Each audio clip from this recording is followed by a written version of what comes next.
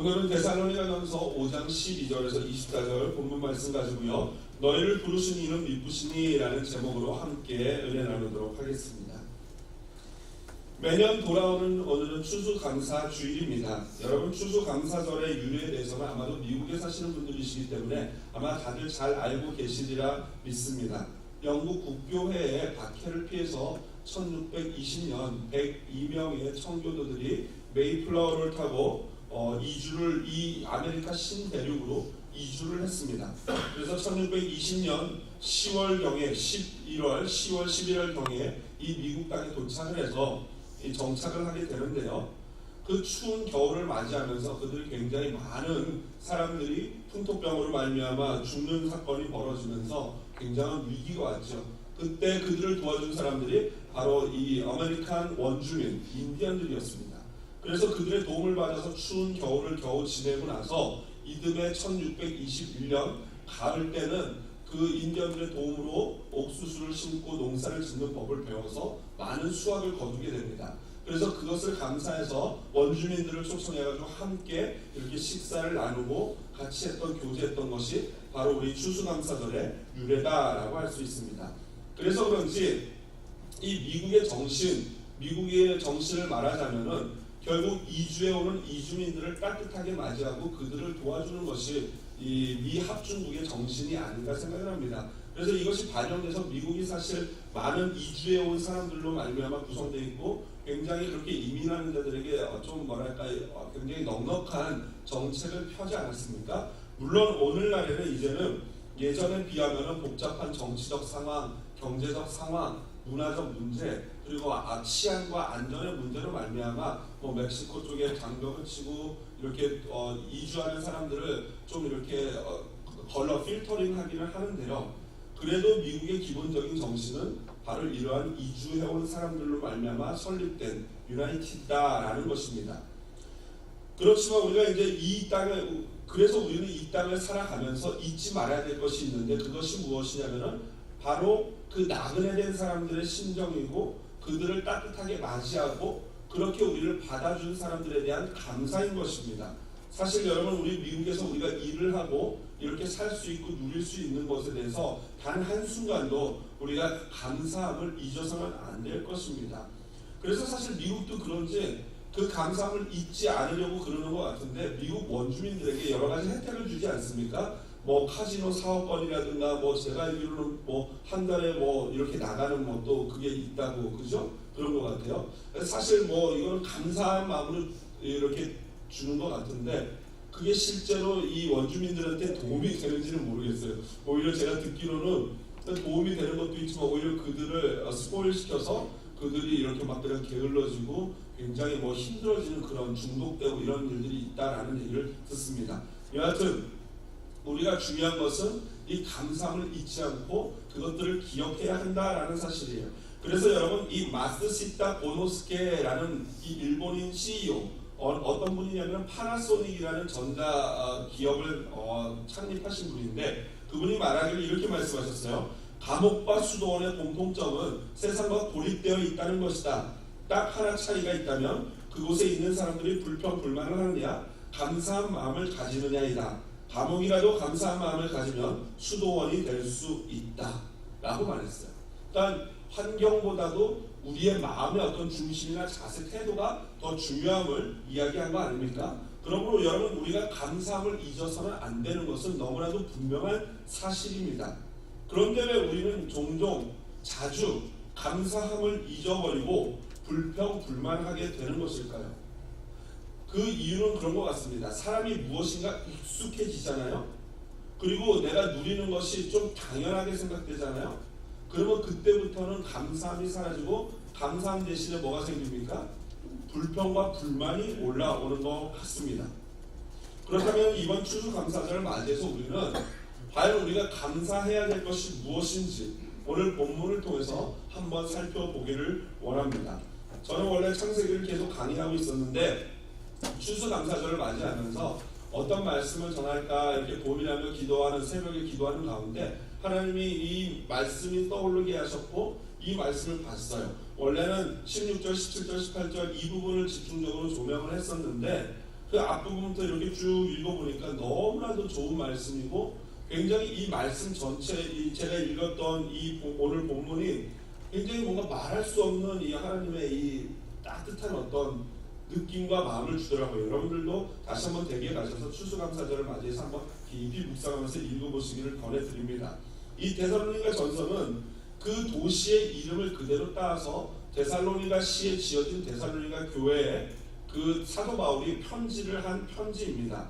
이 데살로니가 시는 알렉산더 대왕의 아버지인 빌립 왕이 전쟁을 통해서 그 도시를 점령하고 그 승리의 기쁨을 자신의 딸의 이름을 그 도시에 지음으로 말미암아 데살로니가, 딸의 이름이 그러니까 데살로니가였겠죠. 데살로니가라는 도시로 불려지게 된 것입니다. 지금도 이 굉장히 이 동과 서를 연결하는 요충지 역할을 하고 군사, 문화 여러 면에서 굉장히 중요한 도시라고 합니다. 지금도 유대인들이 한 30만 명 정도 살고 있는 그러한 훌륭한 도시인데요.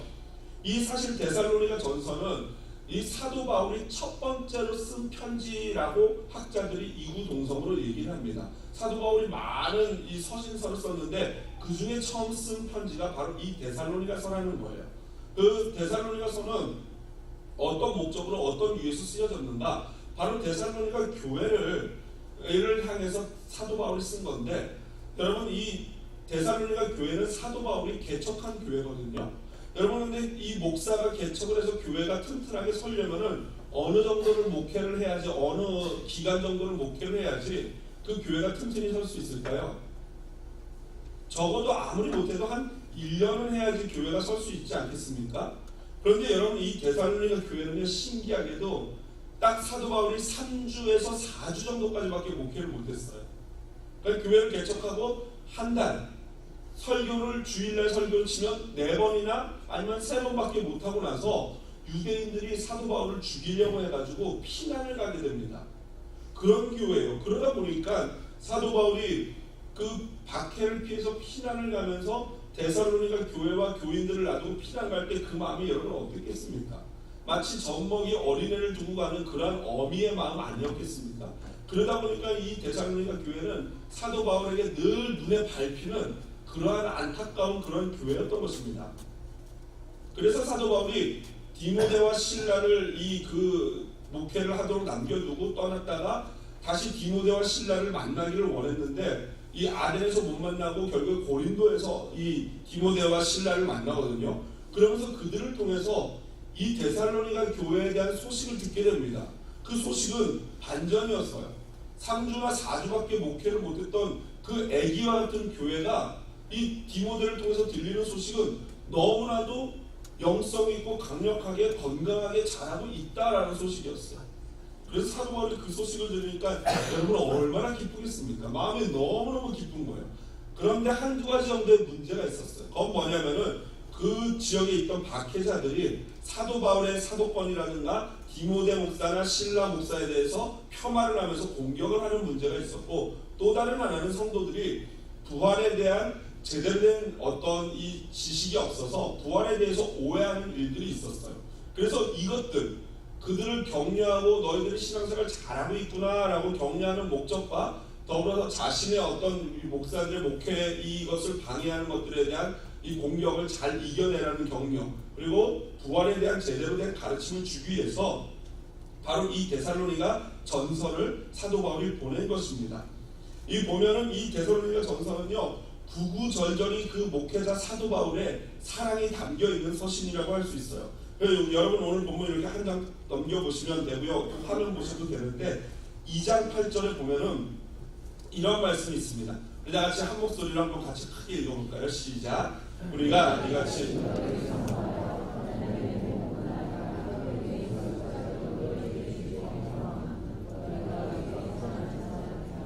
그렇습니다. 사도 바울이 얼마나 데살로니가 교인들을 사랑했는지 복음뿐 아니라 우리의 목숨까지도 너에게 주기를 기뻐한다라고 말할 정도로 그 데살로니가 교인들을 사랑하고 있었던 것입니다. 그러면서 이렇게 사랑하는 데살로니가 교인들에게 편지 마지막 부분에 몇 가지 중요한 권면을 합니다. 사랑의 권면을 하죠. 그래서 저는 이 부분을 가지고 우리가 감사절에, 추수감사절에 잊지 말고 하나님께 감사해야 할 것이 무엇인지를 한번 상기해 보도록 하기를 원합니다. 오늘 본문을 보면은 첫 번째로 사도 바울이 이 성도들에게 부탁하는 그룹이 나오는데, 그 그룹이 무슨 그룹이냐 보면 이렇게 되어 있습니다. 12절에 형제들아 우리가 너에게 구하노니 너희 가운데서 수고하고 주 안에서 너희를 다스리며 권하는 자들을 이라고 나와요.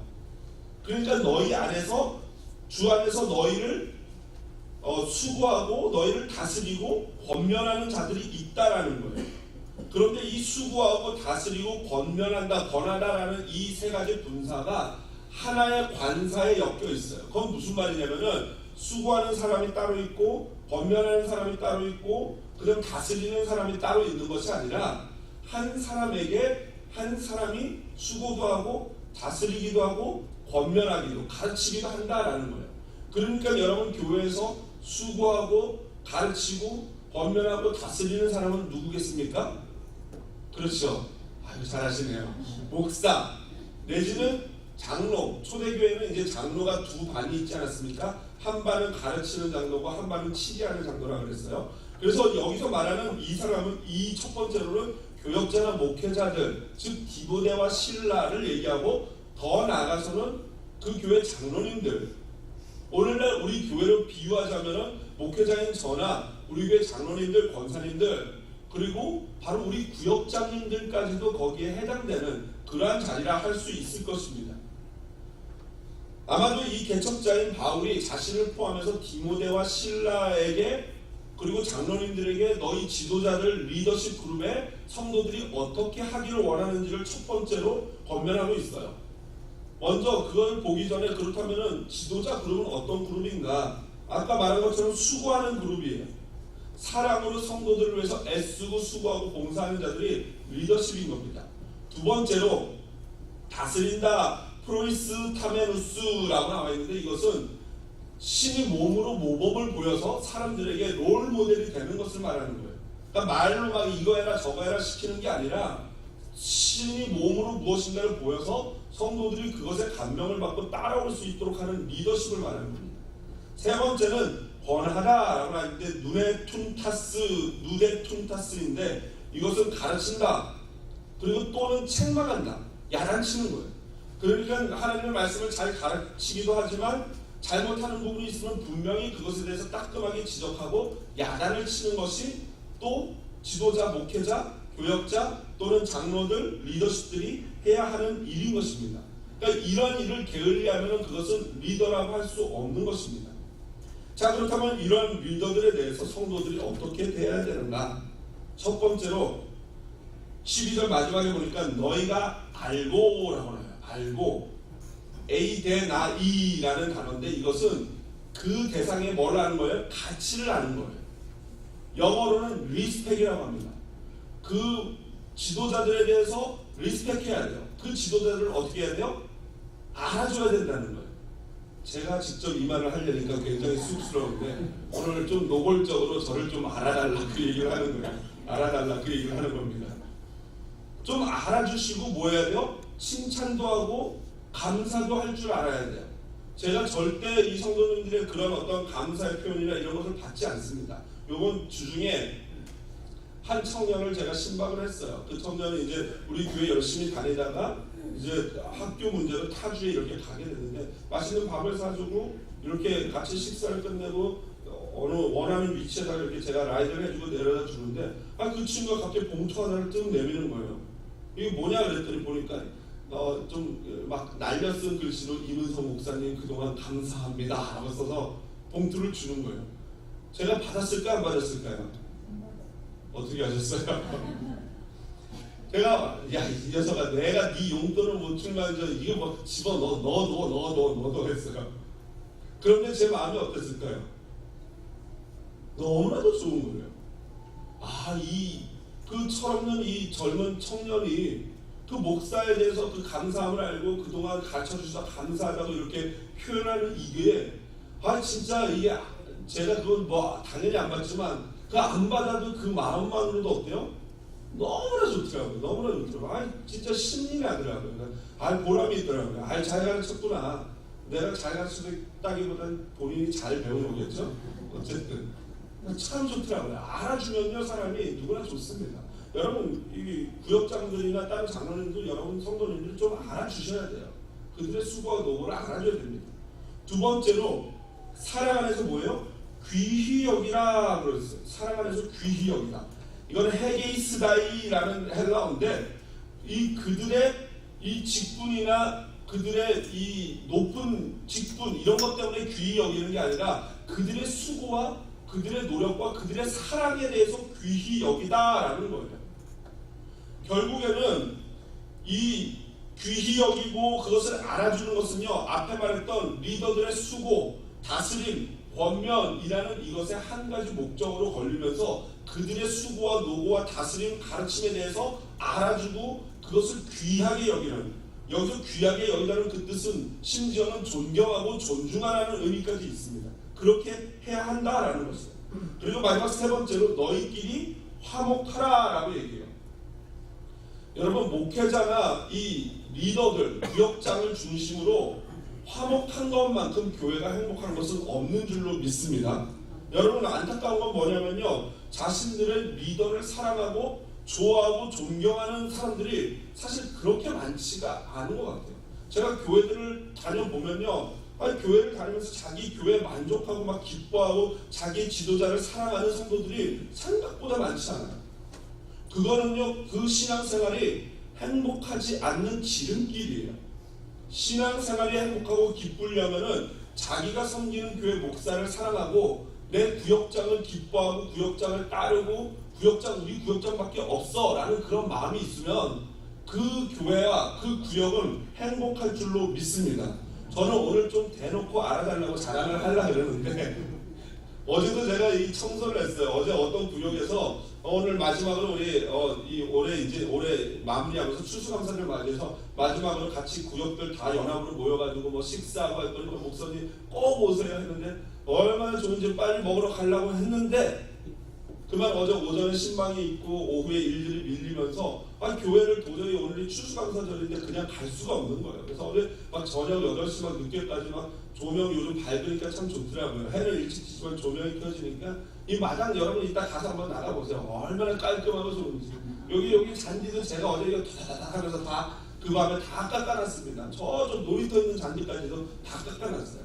이 수고가 물론 어깨도 힘들고 다리도 힘들고 설교 준비도 했는데 그게 힘들지만 얼마나 그것이 저에게 큰 기쁨이고 즐거움인지 몰라요. 이것을 깨끗이 청소해놨을 때 성도님들이 들어오셔서 와 깨끗하다 좋다 이런 느낌만 받는다면 제가 너무나도 기쁜데 좀 알아주셔야 되는 거죠. 그러니까 알아주셔야지 제가 기쁜 거 아닙니까? 평소에는 제가 삶을 나누려고 드는데 오늘은 대놓고 이렇게 합니다. 마찬가지예요. 구역장님들에 대해서도 성도님들이 구역장이니까 당연하지 라고 생각하면 안 된다라는 거예요. 구역장님들이 무슨 죄가 있습니까? 똑같이 헌금 내고 교회 다니시는 분들인데 월급 받는 것도 아닌데 시간 더 들여 저와 함께 같이 공부해야 되죠. 여러분 저와 공부하는 게 과히 유쾌한 일이 아니에요. 왜냐면 맨날 모르면 맨날 따뜻따뜻 잔소리하고 이래서 되겠냐고 이래가지고 되겠냐고 구역장이 그따 이래가지고 되겠냐고까지는 말은 안 하지만 구역장이 그래서 해야 되겠냐고 이러면서 막 야단치거든요. 어린 젊은 목사가 그러는데 구역장인데 그게 듣기 좋겠습니까? 그런데도 꾸준히 나와서 야단 맞고 울고 같이 기도하고 그러면서 성도님들 섬기는 거예요. 그것까지만 해도 귀한데 거기다가 연말 되면 성도님들 뭐 같이 어떻게든지 내 새끼 밥 먹이는 식으로 같이 식사 대접하려고 노력하는 이런 구역장님들의 노고를 여러분 어떻게 해야 돼요? 알아주셔야 됩니다. 감사할 줄 알아야 돼요. 기뻐하고 그것을 칭찬할 줄 알아야 돼요. 청년들도 마찬가지예요. 우리 청년들 리더들이 얼마나 수고하는지 몰라요. 그 청년들의 리더가 수고하는데 당연하지 이렇게 청년들 생각하면 그건 진짜 배은망덕. 따라해보세요. 우리 청년들 배은망덕이라고 합니다. 그리고 우리 누가 뭔가 선을 베풀면은 그거에 대해서 당연히 받아들이면 안 되고 그걸 감사하고 귀하게 여기고 기쁘게 생각하고 칭찬해줘야 되는 것입니다. 그럴 때 교회가 화목할 줄로 믿습니다. 두 번째로 사도 바울이 성도들에 대해서 이제 또 얘기를 합니다. 여러분 이 교역자에 대해서만 감사하고 리더십에 대해서만 감사하는 게 아니라 반대로 성도들 자체에 대해서도 또 감사가 있어야 돼요. 서로 성도들을 보면서 저분 참 감사하다. 목회자는 또 우리 성도들을 보면서 감사하다 해야 돼요. 이 제가요, 이 또 대놓고 자랑. 예, 어제는 이제 전 주말 되면은 안팎으로 막 청소를 하는데, 여러분들 이 줄이 그냥 자동으로 맞춰지는 게 아니에요. 제가 막 이러면서 줄 막 이러면서 맞추고 몇 번을 왔다 갔다 하면서 줄을 맞추는데, 여러분 제발 의자 좀 이렇게 그냥 그대로 놔둬주세요. 의자 안 맞는다고 막 이렇게 옮기니까 막 이거 삐뚤어지고 막 이렇게 돼서 제가 어제도 이 줄 맞추면서 하면서 막 짜증이 막 불평이 확 올라오다가 내가 이 목사가 이래서는 안 되지. 그러면서 어떤 기도를 하냐면요, 진짜로 의자 하나를 이렇게 줄 맞출 때마다 하나님 여기 앉는 이 성도님들을 축복하여 주시옵소서. 이 자리에서 오셔서 앉는 것만 해도 내가 얼마나 감사한지 모르겠습니다. 그러니까 불평불만이 올라오다가 어디로 갑니까?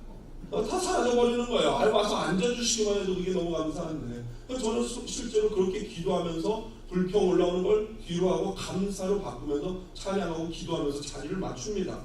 여러분 서로가 서로 그렇게 해야 된다는 거예요. 성도들이 저 집사만 안 왔으면 내가 교회 생활이 행복할 것 같아 이러시는 분들이 우리 교회는 없지만, 우리 교회는 없는 줄로 믿습니다. 아멘. 본인들이 믿습니다. 우리 교회는 없는 줄로 제가 압니다. 근데 그렇게 생활하면은 교회 생활이 즐겁겠습니까? 그래서는 안 되죠. 감사해야 돼. 서로 목회자는 성도를, 성도는 목회자를, 성도는 또 성도들끼리 이렇게 감사할 때 은혜가 넘칩니다. 그래서 사도 바울은 성도들에게 첫 번째로 뭐라고 얘기하냐면은 14절 보니까 너희를 권면하노니 게으른 자를 번개하며, 신기하게도 첫 번째 나오는 성도의 부류가 뭐예요? 게으른 자예요. 그러니까 교회에도 게으른 사람들이 있다는 거예요. 초대교회는 실제로 일하기 싫어서 노숙자들처럼 일을 안 하고 교회가 구제를 할 때 그것을 얻어먹는 사람들이 있었어요. 그래서 사도 바울이 일하기 싫은 자는 나중에 먹지도 말라 이렇게 말씀하시는 원인이 그건데, 여하튼 그 게으른 자들이 있는데, 그 게으른 자들은 이 원어적으로 보면 규모 없는 자들, 훈련받지 않은 자들, 고분고분하지 않는 자들. 여러분 이런 사람들 이뻐요 안 이뻐요? 이런 사람들 성도가 교회에 가득하면 감사해요 안 감사해요? 애매하죠? 그런데 감사하라는 거예요. 게으른 자들, 즉 말 안 듣고 훈련받지 않고 규모 없는 자들이 많아도 그들로 말미암아 감사하면서 그냥 내어버려 두는 것이 아니고 뭐 하라고요? 그들에게 권기하라. 즉 아까 목회자의 사명인 권면하고 가르치는 것, 즉 야단치라. 그들이 바른 생활을 할 수 있도록 말씀을 통해서 가르쳐야 한다라는 거예요. 그러니까 리더의 역할은 사랑으로 품는 또 다른 한 방법이 제대로 하나님의 말씀을 가지고 그에게 보여주고 마치 거울을 얼굴에 갖다 대듯이 본인의 모습을 볼 수 있게끔 말씀의 거울을 갖다 대서 본인이 내가 어떤지를 정확히 볼 수 있게 해줘야 한다라는, 그게 첫 번째. 두 번째, 마음이 약한 자들을 격려하고 라고 나와요. 여기서 마음이 약하다는 것은 원어적으로 소심한 자들이라는, 마음이 이 스몰 마인드, 마음이 작으신 분들 있잖아요. 그래서 여러분 좀만 하면 막 마음에 상처 있고 막 마음이 연약해서 겁먹고 이러는 분들 있지 않습니까? 우리 한국의 우스갯소리로 이 혈액형들에 대해서 얘기하는 우스갯소리가 있는데, 4가지 혈액형의 사람들이 모여서 같이 식사를 했다고 해요. 근데 AB형이 이렇게 밥을 먹다가 막 갑자기 숟가락을 탁 던지면서 에이씨 하고 나갔다는 거예요. 참 AB형 이상하죠? 제가 참고로 AB형입니다. 하여튼 AB형의 성질은 참 지지지지 이렇다 그래요. 지지지지 이렇다고. 여하튼 A형이 그러고 나갔어요. 그러니까 나머지 이제 혈액형들이 반응을 하는데, B형은 이렇게 밥 먹다가 탁 던지고 나가니까 한번 쭉 쳐다보더니 계속 먹었대요. 아무 신경 안 쓰고. 근데 A형은 갑자기 막 손을 모으면서 입을 가리면서 이러면서 왜 그러지? 나 때문인가 봐. 내가 뭘 잘못했나? 어떡해? 막 이런다는 거예요. O형은요 어떻게 하냐면 그 불안해하는 A형을 붙잡고 괜찮아, 아니야, 그럴 리가 없어, 먹자 우리 같이 먹자 이런다는 거죠. 막 웃으시는 분 보면 O형인 것 같아요. O형들 신나셨어요. 그렇지.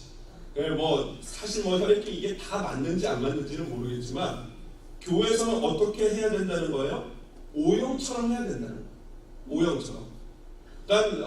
소심하고 마음 약해서 막 이렇게 삐지고 막 이런 분이 계시면은, 막 상처받고 있는 분이 계시면 어떻게 해야 되냐는 거예요. 가서 등 두들겨주고 괜찮아, 그거 아니야, 당신이 오해한 거야, 하나님이 당신을 얼마나 사랑하는데, 이렇게 해줘야 되는 것이 바로 우리 성도들과 성도들끼리 해야 하는 일이다라는 거예요. 세 번째로 보니까 힘이 없는 14절 이 마지막 줄쯤에 보면요, 힘이 없는 자들을 붙들어 주며 라고 말했어요. 이거는 힘이 없는 자들이라는 것은 병든 자들, 약한 자들이에요. 교회에서 보면 육신이 연약하고 약한 사람들이 있지 않습니까? 그 환우들이 있다면은 적극적으로 그들을 도와주고 붙잡아주는데, 그 붙잡아주다라는 단어의 뜻이 집착하라, 깊은 관심을 가지라 라는 말이에요. 그러니까 교회에서는 막 화려하고 잘나가는 이런 사람들에게 집중하고 집착하는 것이 아니라, 오히려 연약하고 아프고 별 볼 일 없어 보이는 그러한 분들을 더욱더 신경 쓰고 도와줘야 되는 것이 성도 각자들이 할 일이다라는 거예요. 마지막 네 번째로 모든 사람에게 오래 참으라 라고 와요. 여러분, 사랑의 첫 번째 덕목이 뭡니까? 사랑은 언제나 오래 참고, 오래 참고. 여러분, 솔직히 이 앞에 나오는 그런 사람들 보면 막 답답하고 오래 참기 힘들지 않습니까? 그럼에도 불구하고 성경은 오래 참아야 한다라고 말하고 있습니다. 그러면서 관계의 대원칙을 15절에 말하는데요, 그건 무엇입니까? 삼가 누구에게든지 악으로 악을 갚지 말게 하고 서로 대하든지 모든 사람을 대하든지 항상 선을 따르라. 여기서 나오는 가장 고상한 선이 뭐겠습니까? 가장 최고의 선, 고상한 선은 바로 예수 그리스도의 사랑, 예수 그리스도의 십자가인 줄로 믿습니다. 그러므로 예수 그리스도의 사랑으로 서로 오래 참고 악을 악으로 갚는 게 아니고 선으로 이겨야 한다라는 거예요. 로마서에서 12장 19절에 사도 바울이 내 사랑하는 자들아 너희가 친히 원수를 갚지 말고 하나님의 진노하심에 맡기라. 기록되었을 때 원수 갚는 것이 내게 있으니 내가 갚으리라고 주께서 말씀하셨다라고 말씀하고 있어요. 또 베드로전서에서 3장 9절은 베드로 사도는 악을 악으로 욕을 욕으로 갚지 말고 도리어 복을 빌라. 이를 위하여 너희가 부르심을 받았으니 이는 복을 이어받게 하려 하시니라. 무슨 말입니까? 사람들이 악하게 굴고 만 괴롭혀도 그걸 그렇게 대항하지 말라는 거예요. 오히려 그 사람들을 위해서 복을 빌어주라는 거예요. 우리의 하나님께서 우리를 부르신 목적이 바로 그걸 위해서 부르셨다는 것입니다. 그게 무엇입니까? 바로 축복의 통로라는 거예요. 오히려 우리를 통해서 우리를 해악하고 하는 사람들에게까지도 복을 끼치는 것, 그것이 바로 우리의 부르심의 목적이다라는 겁니다. 마지막으로 우리가 잊지 말아야 될 대상 하나가 있다면, 한 분이 계시다면 바로 그것은 하나님인 줄로 믿습니다. 우리가 마땅히 감사해야 되고 마땅히 영광 돌려야 될 분이 하나님이신데, 우리가 종종 그것을 잊어버리고 착각하는 경우들이 있어요. 우리 집 얘기를 하면은 이것이 제 얼굴에 침 뱉기고 제가 교육을 잘못해서 그런 거긴 한데, 그래도 너무 제가 억울하고 제가 너무 화딱지가 나서 말씀을 드리는데, 이 애들을 키우면서 제가 그래도 좋은 아빠 돼보려고, 참 좋은 아빠 되려고 노력 많이 하는데, 한번 애들 라이드를 하면서 학교 다니면서 주말 한 금요일 때쯤에는 한번 제가 이제 이 별다방, 그러니까 스타 땡땡 있지 않습니까? 거기를 애들을 쓱 데려갑니다. 가가지고 먹고 싶은 거 아빠가 사줄게 골라봐 그래요. 그러면 이 꼬마 애들은 주로 이 케이크 팝이라는 거 아십니까? 왜 막대기에 끝에 동그란 사탕처럼 케이크 달려있는 게 있어요. 그걸 사줬더니 애들이 막 뻑뻑 죽습니다. 좋아가지고. 근데 우리 넷째 녀석이 한 번 이렇게 사줬더니 스포일이 돼가지고 그냥 그 별 있는 데만 지나갈 때마다 아빠 스타벅스 이러는 거예요.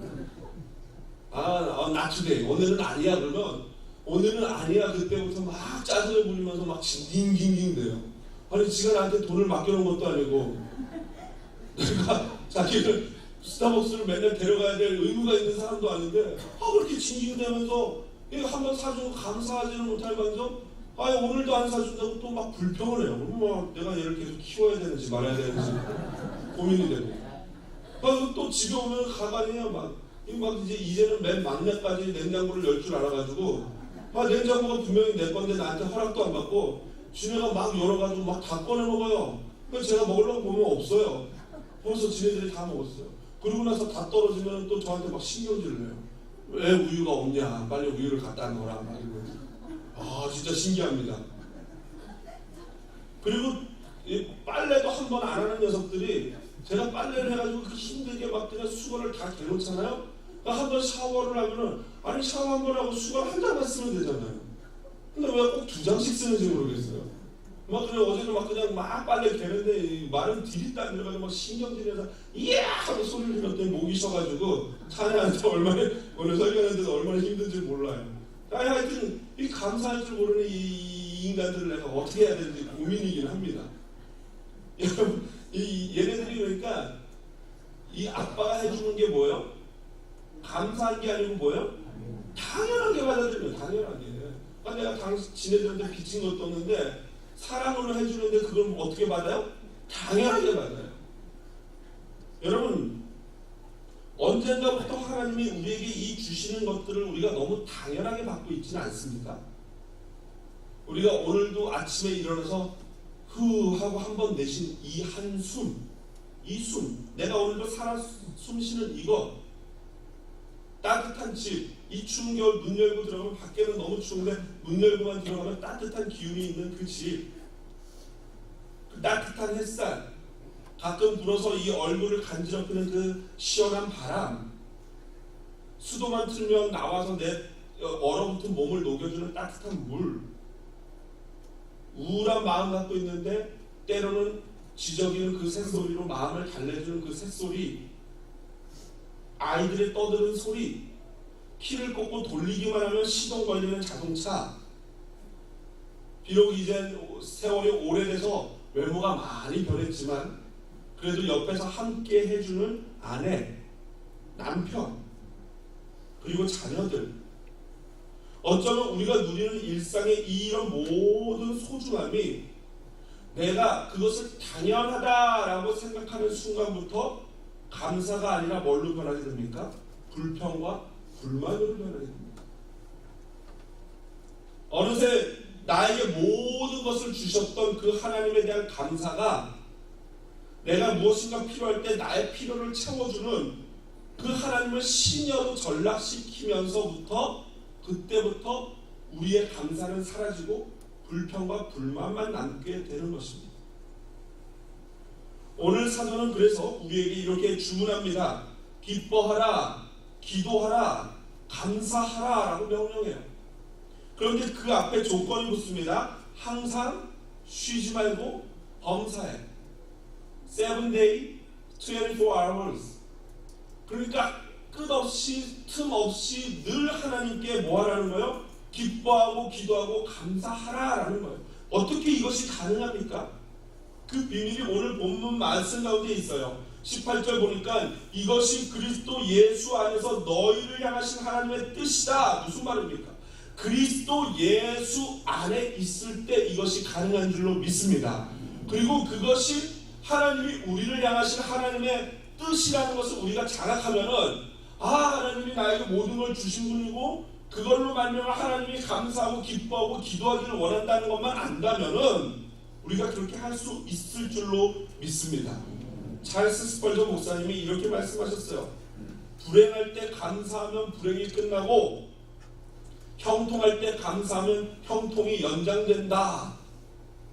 불행할 때 감사하면 그 불행이 끝나고 고쳐진다는 걸 변한다는 거예요. 형통할 때 감사하면 그 형통함이 계속된다는 거예요. 저는 이러한 은혜가 우리 성도님들 가정에 삶에 넘쳐나기를 주님의 이름으로 축복을 드립니다.